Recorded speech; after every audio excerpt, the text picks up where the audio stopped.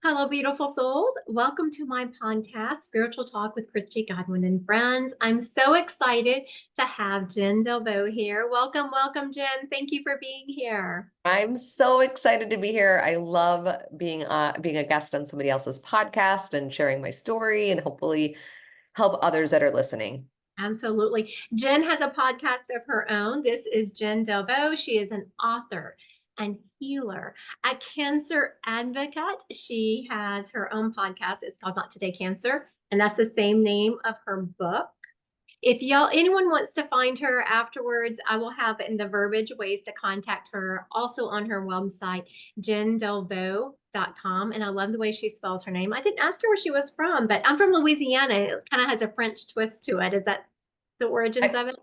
I'm from Michigan. So no, it's my married name and it's Ah, I wonder where your husband's roots come from. We'd have to check that out one day. yes, yes. Now, Jen, we were here. You're all about cancer support Mhm. and navigating. I was just having a discussion with her before, and what I loved about you is you are not about, oh, you have cancer. You must do one, two, three, four, five.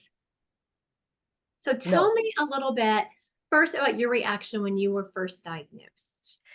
Yeah, it was shocking. I want to kind of just take it back a little bit. So my diagnosis originally started, or not my diagnosis, cancer came into my life when my husband was diagnosed in 2009. So that's when cancer entered our worlds. And I was always his caretaker and took care of him. I learned everything. I'm a researcher at heart because, we went and did what the doctor said. And then I'm like, yeah, but we should do this, and this. So when I was dying, and he's got like the most incredible attitude. Like he's just so positive. He's just the most incredible man. So when I was diagnosed, it was hard though, like because I'm the caretaker at heart. Yes, And I was like, wait, what? Like, how can I be diagnosed? Like, does not make sense. Like, I don't want to be the sick one. I'm the one that takes care of everyone. yes. And I think for anybody that gets a diagnosis, we just think our life is over. Like our immediate reaction is like, I must have weeks to live. And I think that's where our minds go. I think everybody goes through that. So I was scared, even though I had Mhm. all this like knowledge in me and the things you could do, I was still petrified. And I knew in the beginning, I had to allow myself to feel those emotions. And I think so many times we try to be strong for everyone else. And we're like, we got this, we're good. And one of the things that I really talk about is you have to feel it all. You do. Just the whole part of it, the sadness, you're scared, you might be angry, you might be saying, why me? Like all of those things are natural and normal. And it's like you have to process them and get them out so they don't become stuck energy. So that was something I definitely had to work through because I think with my husband's diagnosis, I was that person. Yeah. I was the strong one. I was the caretaker. I don't have time to cry because I'm taking care of everybody else. He's going to be fine. And then with my own diagnosis, I was like, it all just came pouring out. Now, what was your diagnosis? What were you diagnosed with? Invasive ductal carcinoma, stage 1, grade 2, ER positive, HER2 negative. That's a Breast cancer is mouthful, a right? long word. It is. It is. Now, when with that diagnosis, you were stage one. Yep, stage 1. So it was small. But I want to address this for a moment because I know for anyone watching me, I have stage four Uh-huh. cancer. So it means it has left the original origin and gone throughout the body. But I want everyone to watching this to understand it does not matter what stage you are at, the feelings are still the same. The same. The same. And I feel there's also people that are like, well, mine was only skin cancer. No, there's no only cancer, period. The second you hear those words cancer, your life changes. It Because I absolutely. think we all live in this world like we're invincible and nothing can go wrong and we're good. And then the second you hear that, you realize like, oh, wow, life is short. Yes. And you strike me, so everyone watching, Jen and I just messaged. I saw her, really was impressed with her social media presence. So I reached out to her and we were chatting a little bit before this. So we do seem like we have a lot in common. Yeah. And I will say that when I was diagnosed, people were scared. because they said if I can get cancer, anyone can. Because work out, I wasn't crazy with my diet, but I watched what I ate, healthy supplements, all of the things that you're supposed to do to keep yourself healthy, and I still got cancer. Yeah, Did you same. did you have that reaction? Same. So I was prior to, and I almost felt, well, I'll talk about that in a second. But yes, I was a health and fitness coach. Ah, So yes. here's me Yes. teaching fitness and health, and I get a diagnosis. But what I realized is I looked healthy on the outside. When I say I was healthy and fit, that was to fit into the skinny jeans or to fit into certain clothes. And so I realized everything I was doing was not healthy. I was just focused on protein and calorie, not many calories. And it was just like protein shakes and bars and not real foods. So the second I was diagnosed, and I know we can dive into it whenever you want, but I changed everything. I changed everything. So even though I was fit and healthy and a fitness coach, I am completely different than what No, yeah. so glad you said, because I joke, but it's not really a joke, that I was working out and ate well because I was vain. Yes, Wanted to same. fit my jeans. Yes. And so when I did a deep dive after, being diagnosed with cancer, I did a deep dive and started reading labels and Yeah. understanding what those labels meant. I was Yeah. a little horrified. And I then know. also I find horrifying and just frustrating is there's not one store you can go to and know that everything in there is good. Like No. Whole Foods, no. Mm-mm. Mm-mm. Sprouts, no. Natural Grocers, none of them are, yes, everything in the store is safe. No, and the sad thing is most people think if I go to Whole Foods, everything there's healthy, and it's Yes. not. No, it's very frustrating. It is so frustrating. We have this little health food store here locally, and I want to say, do you, can I show you the ingredients in this? Like, Right. yeah, I know. Like, yeah, I was just reading a label in of course, the inflammatory oils that are in Yes. everything. And that was everything was so great, and you get to this inflammatory oil. And I was like, Yeah, they had the opportunity to do something so good here. I know. I know. I know. It's It's frustrating. all this is going to come, people are thankfully starting to learn, but the sad thing is so many anything packaged, it now appears to be healthy. And that's why I just say you have to turn around your foods Oh, and look at it. you do. You don't want to have anything with those inflammatory oils for sure. My poor husband going to the store with me. He's now just learned, he's gonna stand there, scroll through his phone as reading the labels on Yes. everything. Yes. Oh my gosh. Now, I want to take a step back just real quick and mention about your brilliant husband. Yes. Because, I know, yes, cancer, hearing the word cancer can put the fear of God in everyone, but brain cancer is a whole another ballgame. Yeah. Totally. And he was diagnosed, you said, in 2009 Yes. with, what was it? He has astrocytoma. So it Ast- started out as a grade 2 astrocytoma, and we had no idea what we were doing. We were young, our kids He were was young, 37, you said? 37 years old. We had a 4-year-old and a 9-year-old. Like our worlds were just changed. Or was he two? I can't remember now. But anyway, they were young. And so we didn't know what we were doing. And it was like an immediate quick surgery. And like had no idea what to do. And then it came back. It was grade 2, but it came back very quickly, 18 months later. So then we were like smart about it because then I had done my research. I think sometimes we're thrown into it. Yes. We're just like, do whatever you need to do. But we're just like, once you get through it, you figure out more things. And now his last 2 brain surgeries, we went to MD Anderson and he had Mm. an awake surgery and they're just an amazing hospital. And we did his treatment there too, just because they're phenomenal. So he's, yeah, doing really well. He has a grade 4 astrocytoma now. And But when you're first diagnosed, you were overwhelmed. I was oh yeah, joking the other, I just had scans last week and they were asking me something. They were asking me if I knew what something meant. I was like, oh yeah, unfortunately, I yeah, do. I have learned words and terms. I could have gone my entire life and been just fine not knowing them. I know. That's so funny. But your first reaction is get it out, cut it out, Yeah. get it out. And Mhm. sometimes that is the right course of action. But you're so overwhelmed, and especially if you have never really dealt with cancer, you Yeah, just we had no idea. I you're thought I was so gonna lose him. I was a mess. I was like, I needed to be on some sort of antidepressant for a little bit just because I was just so scared. You hear brain cancer and you think life is over, and right. it's really not. Like there's the what I've learned for most people, and this is not for everybody, but our bodies really want us to be alive, and they're doing everything in their power to keep us alive. So I think sometimes we think a certain diagnosis, and there are some terrible ones. I'm not saying there's Mhm. not, but it's incredible too what the power that we have in the healing aspect of it and what Yes. we can do. Yes. I know just last week I was telling for watch, I was telling Jen my cancer markers had popped up a little bit.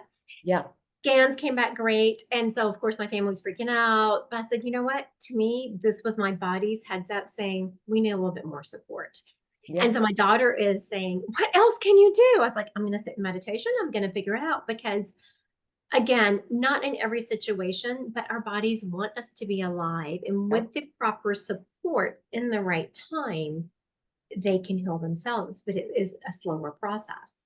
yes, Now, yeah. whenever your husband he had chemo, or what did he do afterwards? Yep, so he's had 3 brain surgeries, the second and third, so the second brain surgery in 2011, he had, chemo and radiation, and he really struggled after that one. He had a couple strokes, he was a mess, like, he had to learn how to do everything over again, like, What a basic brave. things.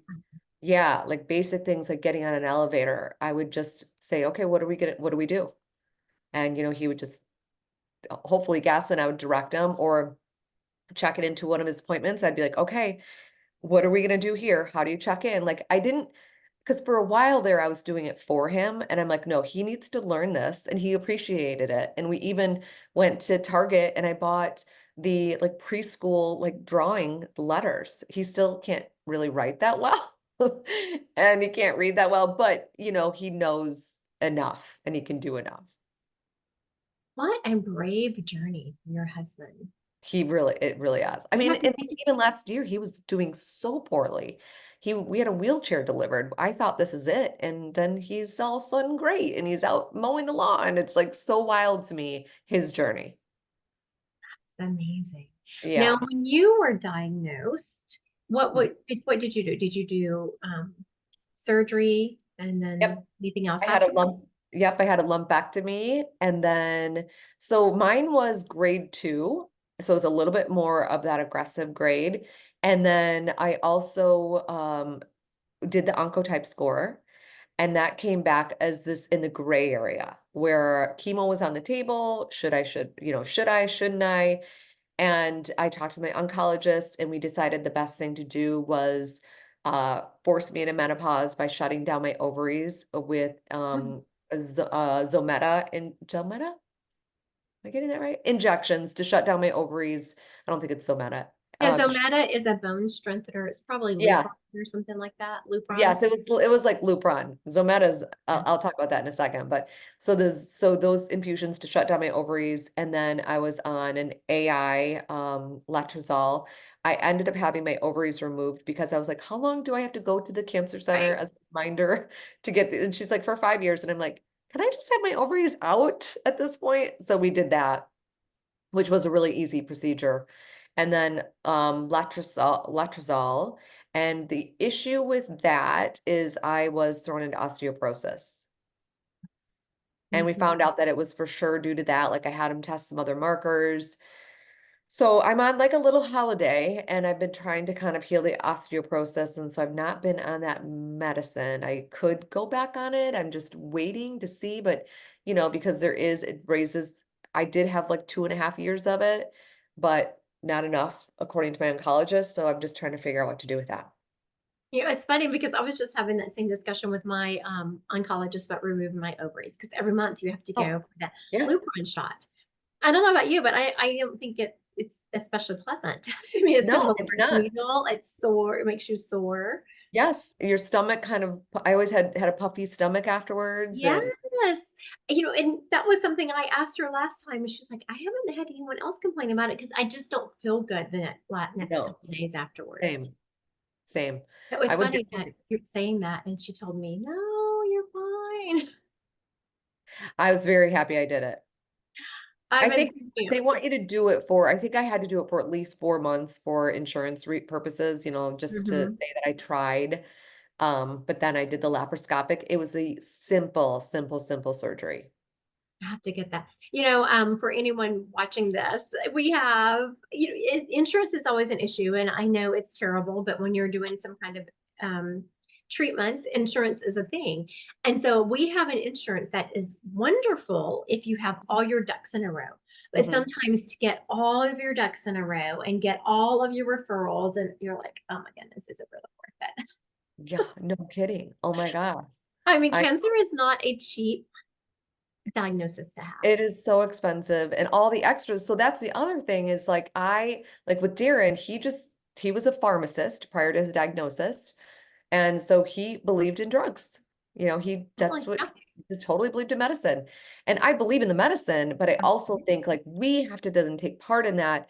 And it's any of the extra things that you do is that's costs a fortune. Like I was doing Yeah. energy healing and acupuncture and herbal meds and, any IV therapy, like anything you can think of, I tried it.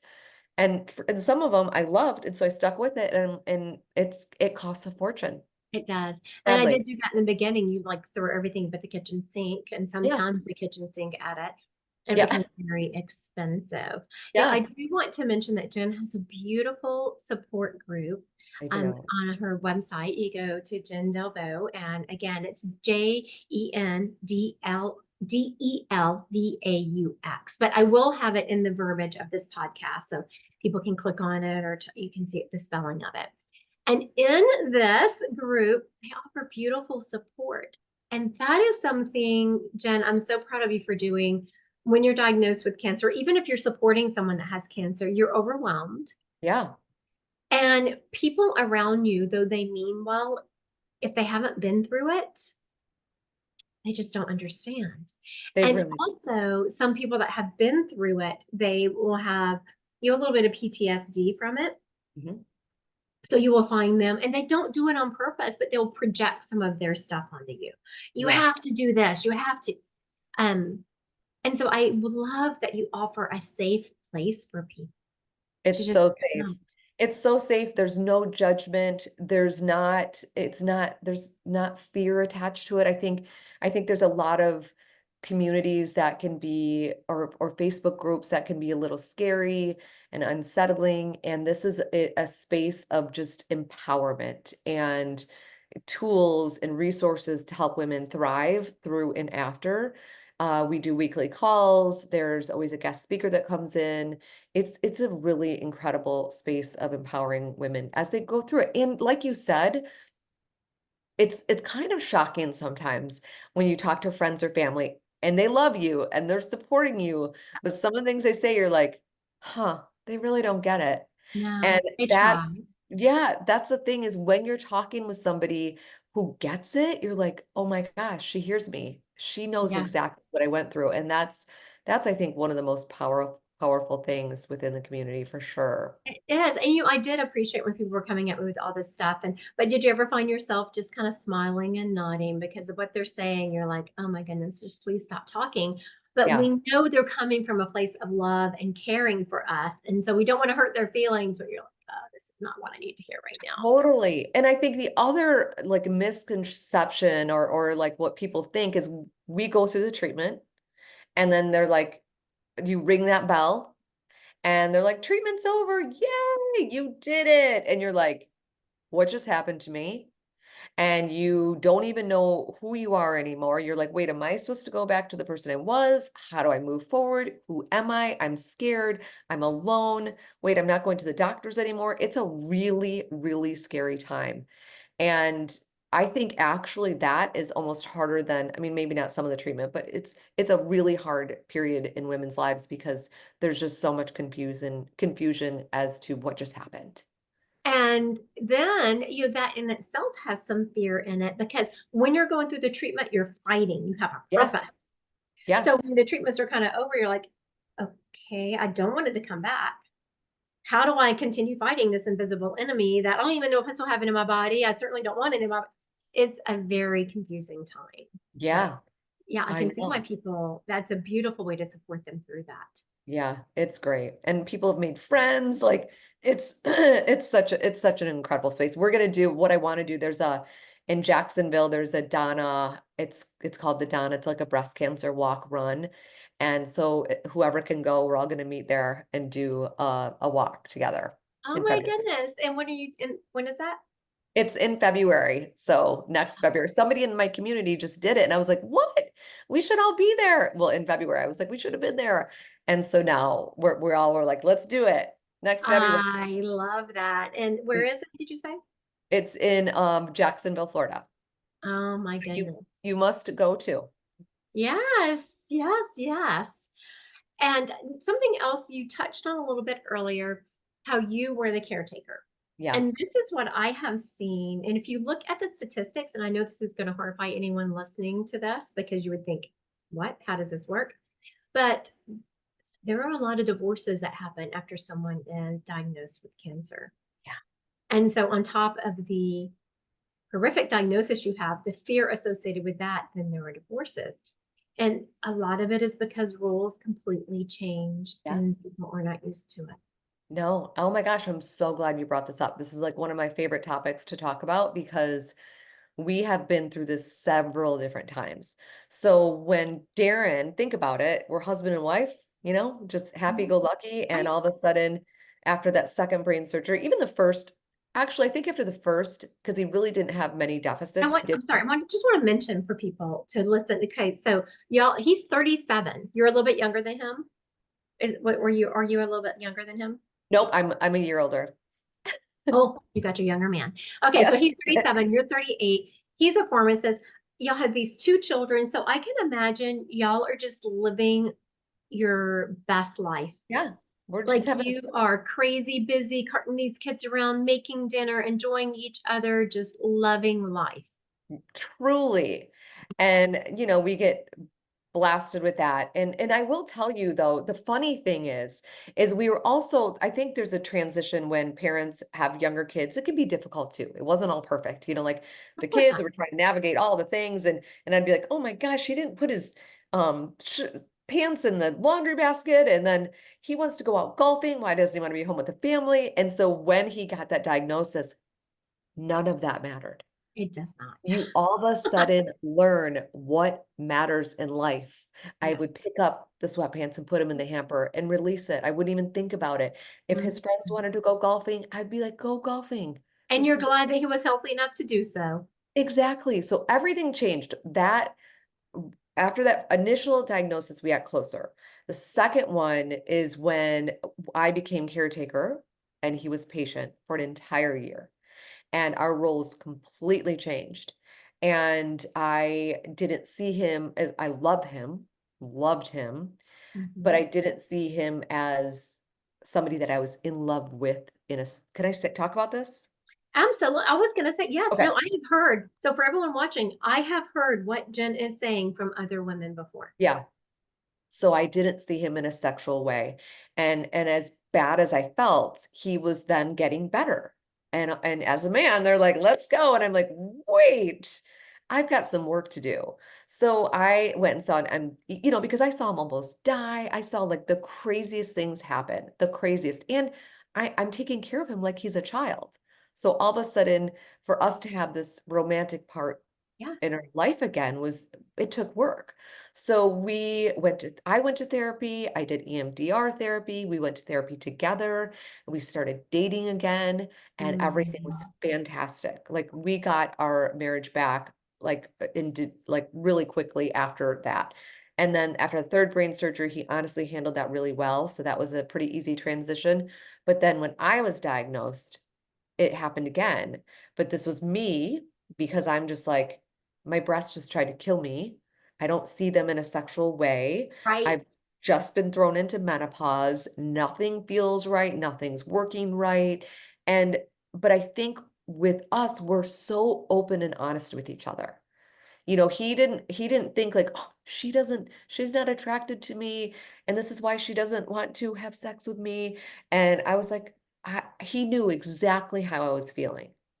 So I think having those open and honest conversations with your significant other, exactly how you're feeling, so they know it's not them, it's you. And then also taking it a step further by working with that, your gynecologist, like there's so many different things you can do to help with some of the issues that you're having. There's help out there for whatever you're going through. And this is also the kind of support that you can get in your community.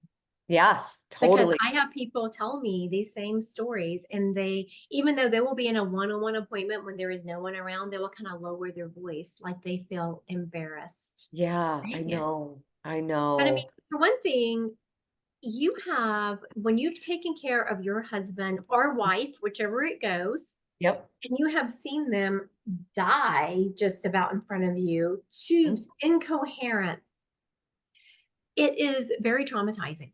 Very. So I had to go through EMDR for that because there was one moment that I could never release, and it was he was having the stroke. They didn't know he was having a stroke, and nobody was doing anything for him, and he was screaming out in pain.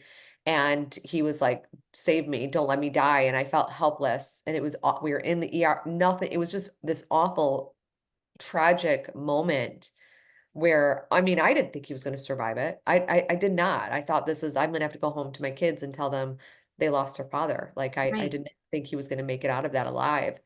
And so that brought a lot of fear, and it just I don't know. That was a tough moment that I had to work through with the therapist. So therapy, I highly recommend. Absolutely. And Mm. also, I hear Jen saying the words therapy. I've also heard people say other feeling words with it. So please, everyone watching, give yourself grace. If you're feeling anger about it, feel the anger. Oh, yeah. If you're feeling sadness about it, feel the sadness. Yes. Feel it all. Yes. And then, also, I know there are some beautiful support groups out there, but I think that if anyone watching this, if you're with a support group and it's not resonating with you, please find another one. Yeah. Because everyone Exactly. has a different belief system. If there's someone in a group that themselves are projecting onto you and making you feel bad, find another group. And Yes. I just have to say, Jen Absolutely. has a beautiful one on her Thank Facebook you. page, Jen Delvaux. Yeah. It is, again, the verbiage. It's a different spelling, so the verbiage is in Yeah. the podcast, but it's Delvaux is her Oh, last I name. appreciate it. Yeah. And I cannot tell you how important it is to find that safe place. Yes, it I mean, is. I had beautiful people coming at me to support me, beautiful, and I so appreciated it. But I am a psychic medium. I have a certain amount of followers, so you can imagine have a good amount of friends, and everyone had their opinion Yeah, on how I should heal, I know. I which know. I very much appreciated their love. But at some point, I just wanted to be left alone. Yes. And sometimes you feel guilty even saying that. So, did I ever take that stance? No, but it would have been so nice to have had a safe place like y'all offer. I know. This is why I built it. I wish I had it. I wish I had it.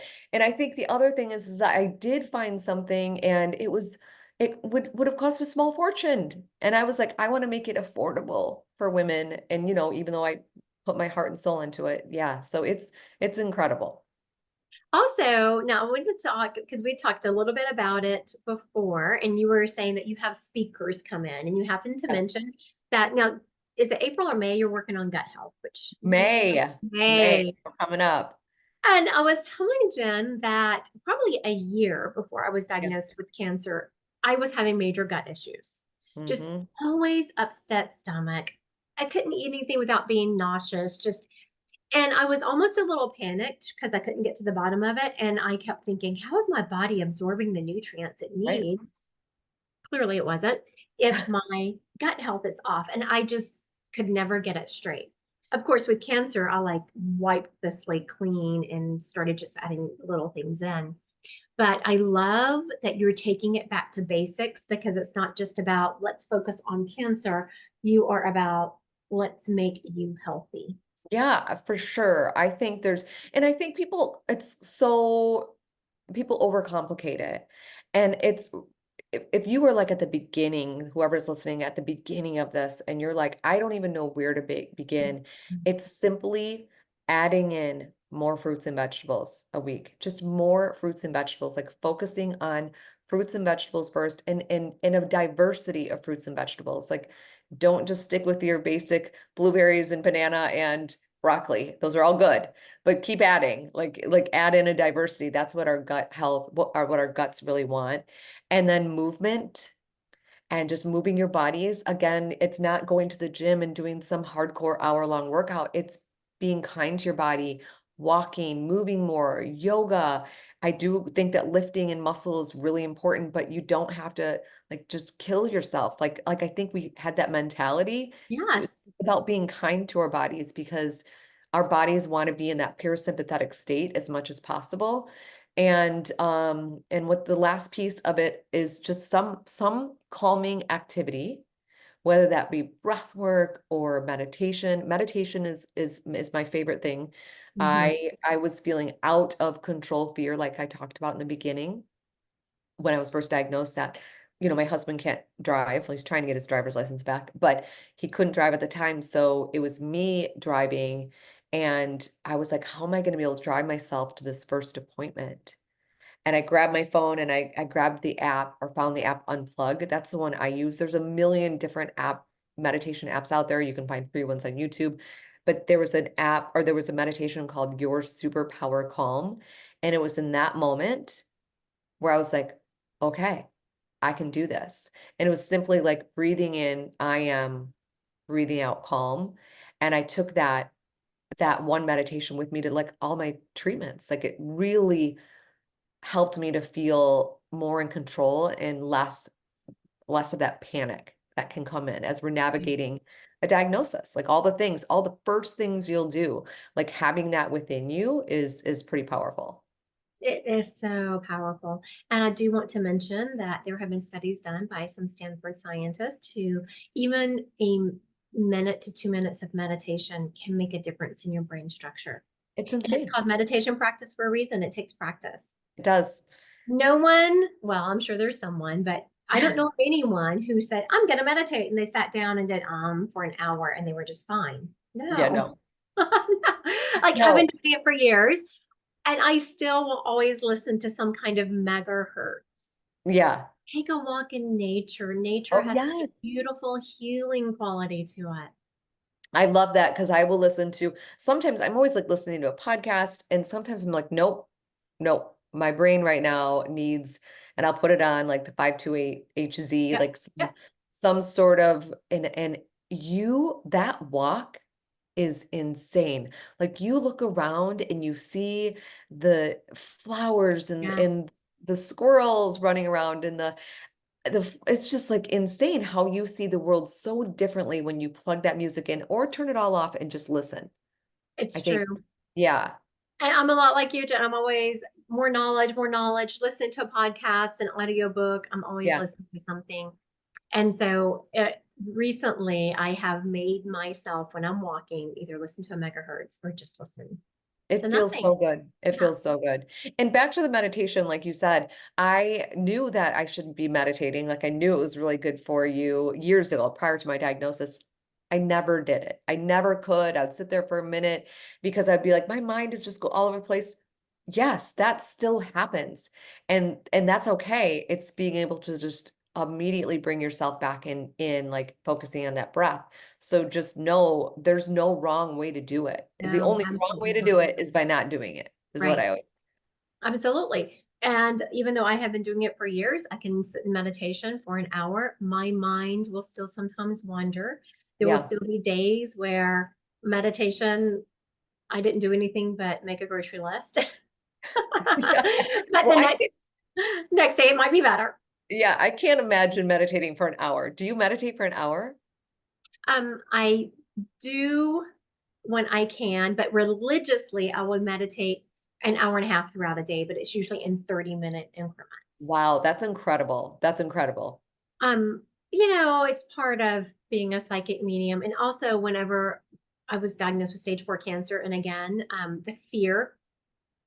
I know. And I was like, I'm healing. I am not doing this. I am going to heal.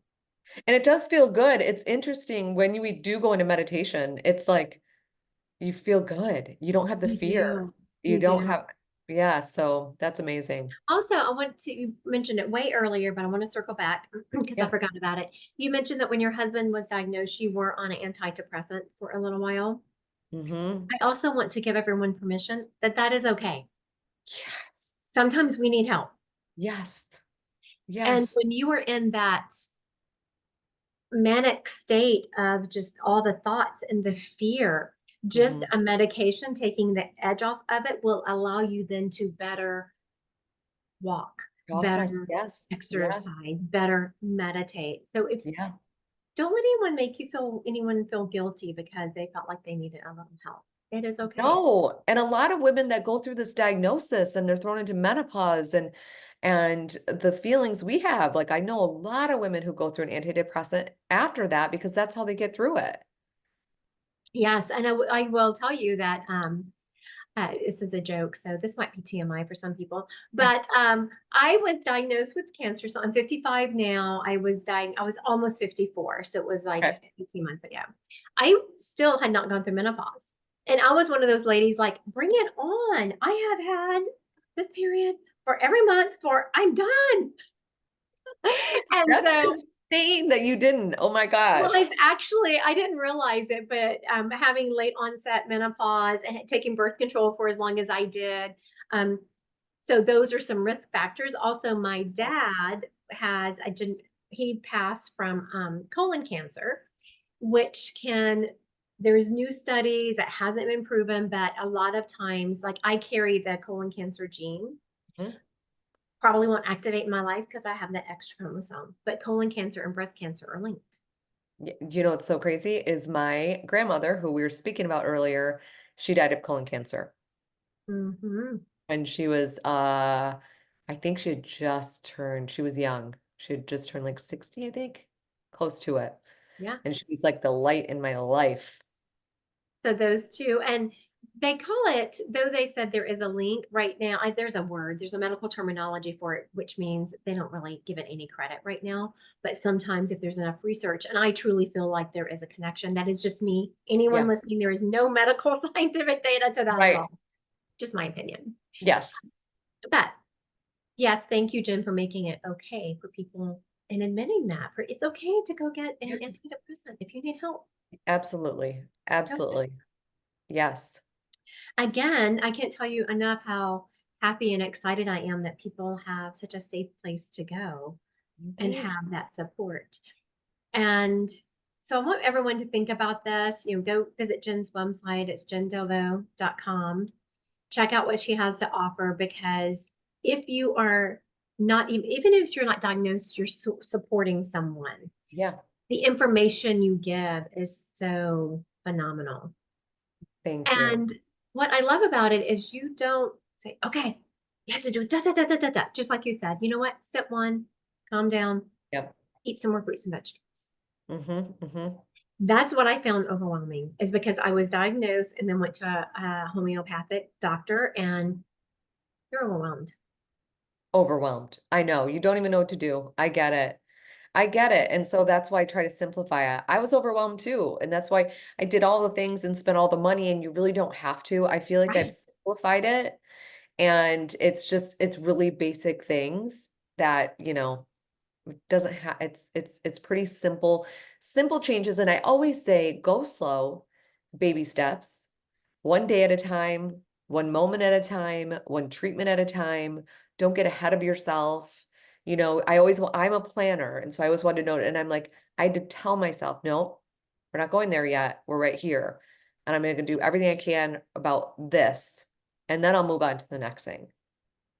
I am, and I was talking to another psychic medium who I'm friends with earlier today. And, we have the conversations most of us do with our psychic medium friends that you would think we I would have. like to know what that conversation is.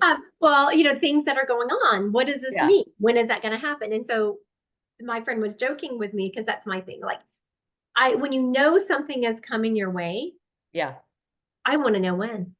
Yes, I can handle it. I know it's coming my way. Give me a day, a time. Just let me know. I know. So you really have to get out of your head when you're on this journey about, You you know what, do.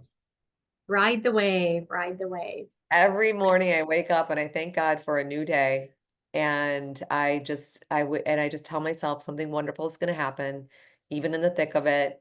I think morning routine is super powerful, how you wake up. I'm always listening to something. I'm writing out my affirmations. I'm just writing out whatever's on my heart, even things that I'm struggling with. You just getting those thoughts out onto paper is hugely powerful.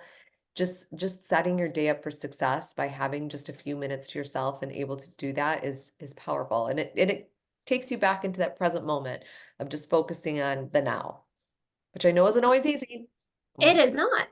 but it's yeah, I agree. It's so powerful. Whenever people come to me for mentorship, that's one of the first things I will tell them is take a sticky note, because a lot of times people, and I use my phone for my alarm clock and all of that. So it's right beside my bed.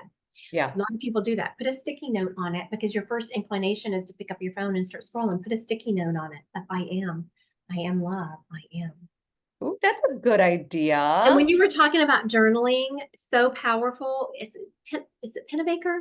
There is a gentleman. He wrote a book. It's an entire book called Expressive Writing. Do you know which one I'm talking about? No, I don't. I think it's James Pennebaker, but don't quote me on that name. The Okay. book is Expressive Writing, but he talks about just what you just said. He did a whole study. He proved it. If you write about something for 20 minutes, 4 days in a row, you release your emotional connection to it.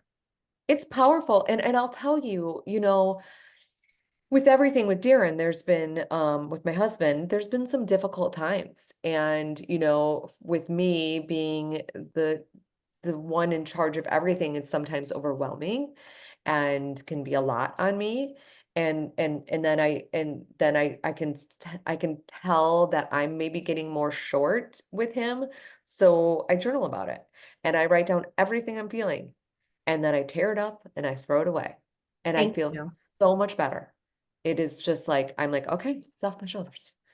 It's like all good. Put it out there. And I love that you do that, that you express it. And like, if you are afraid, I don't think Jen's afraid that someone's going to read it. I think it's more a part, it feels like it's more a part of your process of getting it out of Yeah. some And people are but I maybe don't want Darren to read it all. right. No, no, I get that. But Yeah. I do the same thing. Like once a page is filled, I tear it Yeah. out and throw it Yeah. away. And Yes. so if you are afraid someone's going to read your journal, or you just don't want, you're just venting on the paper and it's really not for anyone else to see because you don't mean those words, you're just venting. Yeah. Yeah, throw it away. It still has a beautiful effect. It does. Oh my gosh, it's powerful. Now we talked about what are some of the other speakers that you have that come in as Yeah, guests in your we had last week, so once a week in the community, or not once a week, once a month, we have a guest speaker. So this past week was a holistic sleep coach, which Lord knows after diagnosis, sleep can be an issue at times. Lord, yes. Yes. And then last month I had was it a registered dietitian? Yep, I think it was a registered dietitian. And then before that was a beautiful breathwork session. I've had a journaling session. Um, just it's a lot of oh, I had somebody do a tapping session. So I like to do all the extra things, and it's really fun. It's really fun. It is fun. And you know what I like about it, Jen, is you offer so much that something is going to resonate with some. Yes. Because Hmm. you're not bringing all these people on there saying that you should do all of this. No. No, Some you people find love it, some people don't. And yep, they take what they want and everything's always recorded because a lot of people can't hop on live, which I get, but yeah, right. So I love that you just bring, and I can see you're so open with it. You know what? If very. this works for you, take it. If it doesn't, leave it on the table. Exactly. Yes.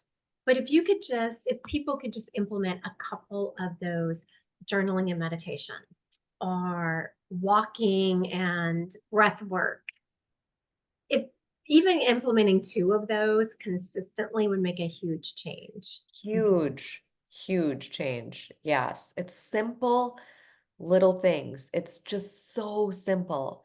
It's not, I think we get we stop in our tracks and we don't make any changes because we're so overwhelmed. It's just moving more, Yes. eating more fruits and vegetables, doing calming activities, and even like breath work session, I'll do that too. And people don't, they're like, I don't have time to sit in a meditation. I don't have time to do this. And I'm like, it takes 16 seconds to Yes. bring you into that parasympathetic state. And it's that breathing in for 4, holding at the top for 4, releasing for 4, and holding at the bottom for 4. And I'm like, you can do this anywhere, anywhere. And this calms your whole nervous system. And it just gets you back into this state of like, okay, I can do Right. this. Yeah. So And I 16. will do that even yesterday. I have 3 grandbabies who I love and adore. Hmm. But did I mention I have 3 grandbabies? And these weeks Yes. I had them really loud. They were really busy. And I found myself, we were sitting at the table. We're actually having a good time. We're having like a dance party and all that, but the noise and the screaming Yes. and the da da da. And I found myself just naturally like, Yes. and I was like, oh yeah, yeah, yeah. And so it becomes a memory, muscle memory. Yeah. Hmm. Once you teach your body to regulate itself, once it starts getting pulled out of control, then you will naturally just find yourself doing it. And I will admit that when you first start doing it, you forget. And then you're Yeah. kind of, so give yourself grace Yes. because you forget. But once you do it enough, it becomes memory. Yeah. Yeah. Absolutely. Now, Jen, how do you find, because I know the best of us, no matter how positive we are, there are just days we wake up and we're feeling less positive than other Yeah. times. I've, What do you do I've on those had them. days? Trust Yeah. me. What do you do on those days? So, like I said, the morning routine is pretty important to me. And even like let's take a day like when I was in the thick of it with radiation. I was, not feeling myself. I was just like not myself, but I still would do this morning routine where I at least like got out some affirmations. I would go sit in my gym, and if I didn't move, I at least sat in meditation, and just being kind to yourself and giving yourself grace on the hard days.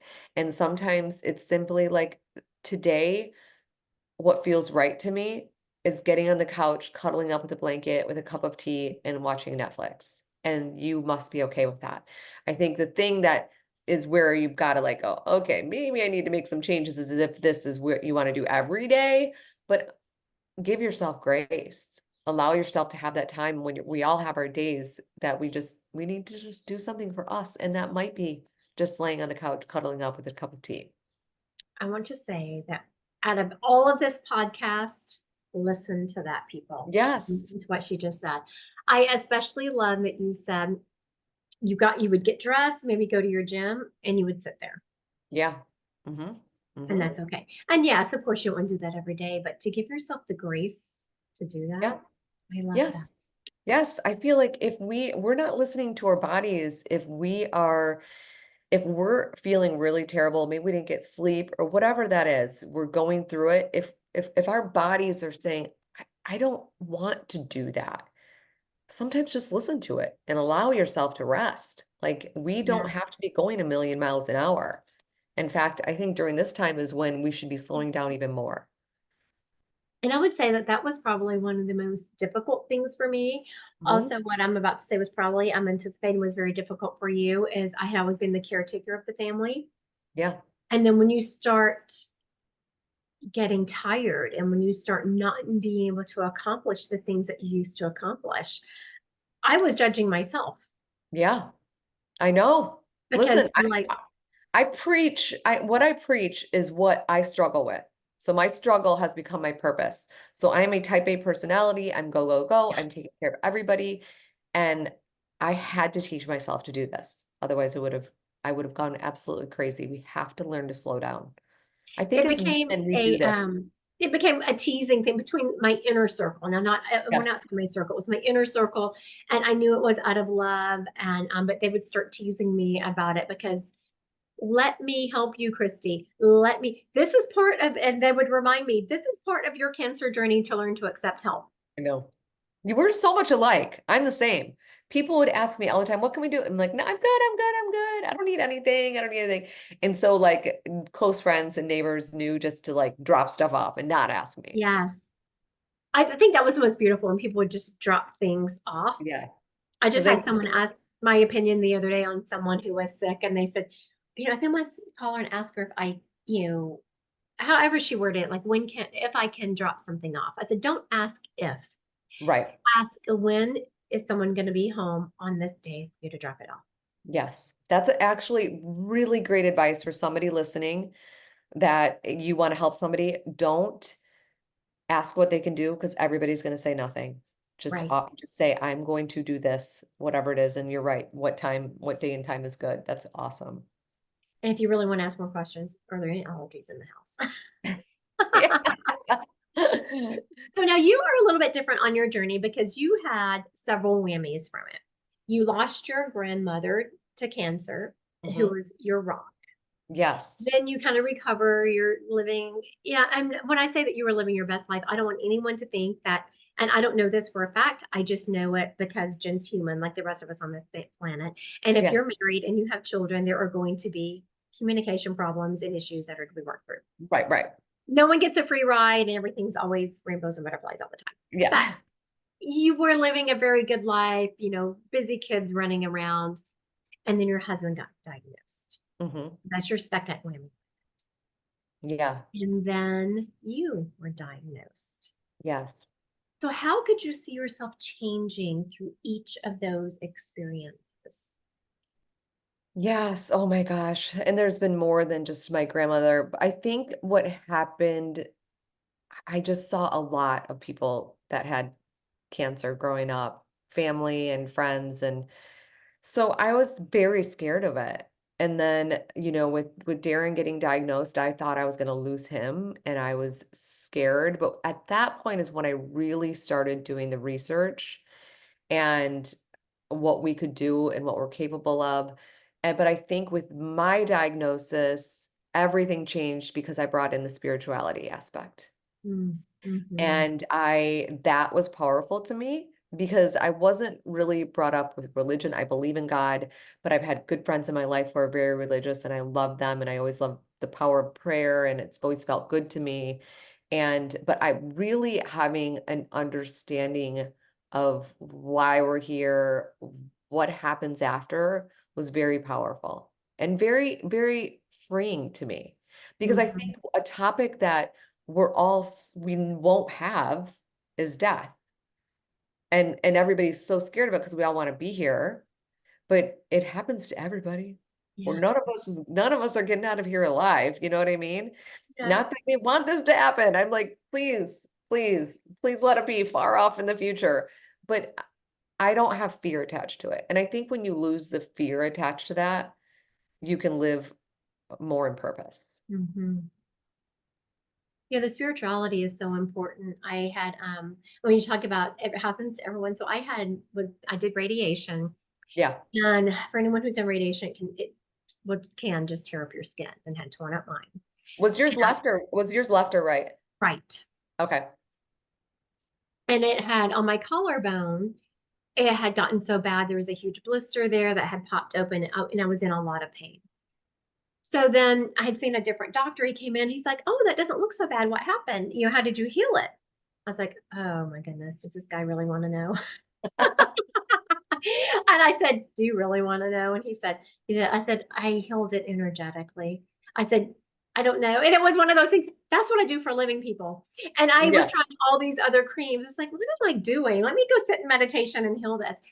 And so I said to him, I said, "I know you think you're crazy." He says, "No." And this gentleman, admired him because he was like, I believe in a holistic approach to it.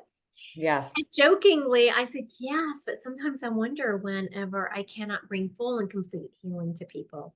He Oh, looked at me and he said, "But that can't happen or no one would ever pass." oh, that's so true. Oh my Right. God. I was like, "That is true." And though I would like to, live to be a ripe old age, Yes. 200, 150, no, thank you. I want to go see No. Jesus like the rest of everyone. Yes. No kidding. I'm No gonna be kidding. tired. Yes.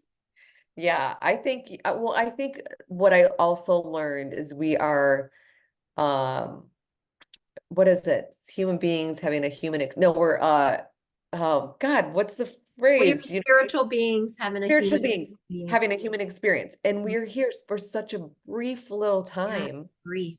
There's so much more to us than just this, which also helps so much. But another thing that I was thinking is, oh gosh, I just lost my train of thought. Shoot.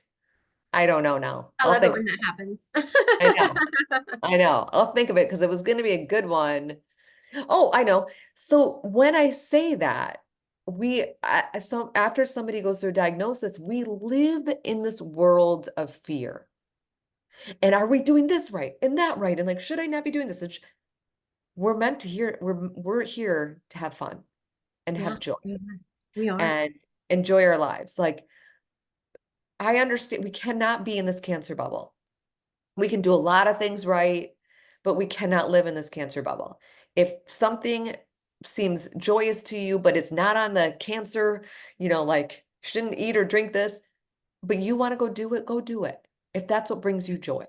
Like, do Mhm. things that bring you joy every single day. That's And one thing that I say too. I always think I say step away from cancer, step away from it. Yes, it's in our world. Yes, it's part of who we are now. But every once in a while, hopefully every day, you're stepping away from it and you're doing something where you're not constantly thinking about it. whenever I bring up people's past relatives, after we go through the identification process and they say, yes, that sounds like my grandmother, father, dad, Yeah. whoever, um, spirits don't talk about the big houses. They talk about those everyday, those moments sitting on the front porch Yeah. when they went hiking, they go hiking in the woods.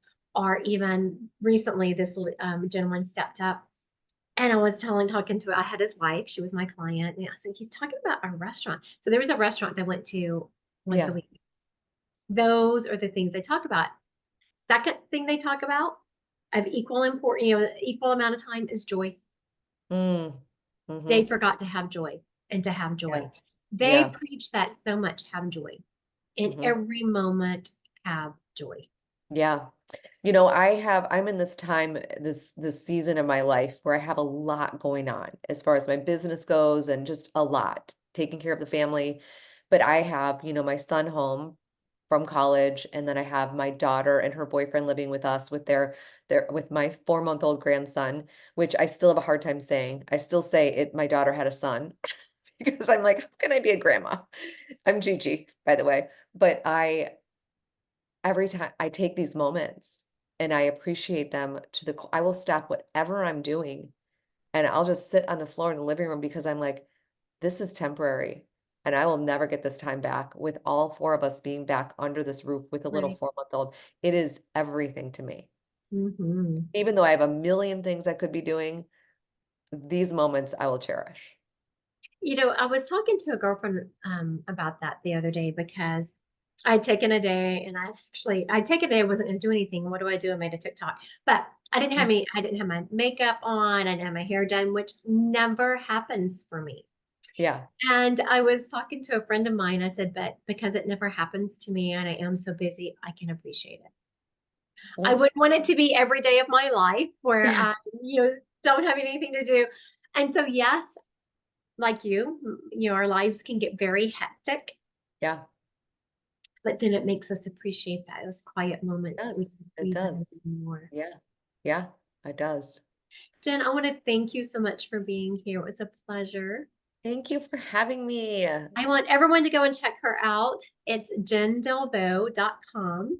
Mm. And you can also search her, Google her. You can go to Instagram and search her because there is a link on her Instagram page to her website. It is all Yeah. under Jen Delvaux. If you are confused, you can look on the verbiage on this podcast and it will be there. But her last name is Delvaux, Delvaux. Thank you so much Check. for having me. Oh, thank you for what you do. I wish I had found you when I was first diagnosed. Oh, So if anyone, even if you are not diagnosed, but you're supporting someone, please check Jen out. I just think you're going to get so much compassion and direction. And the ability to be okay and to release some of those feelings that I find people are afraid to say out in the general public because they're Yeah. afraid to be judged. Yes. Thank you. Thank you. I hope everyone listening and watching has a blessed day.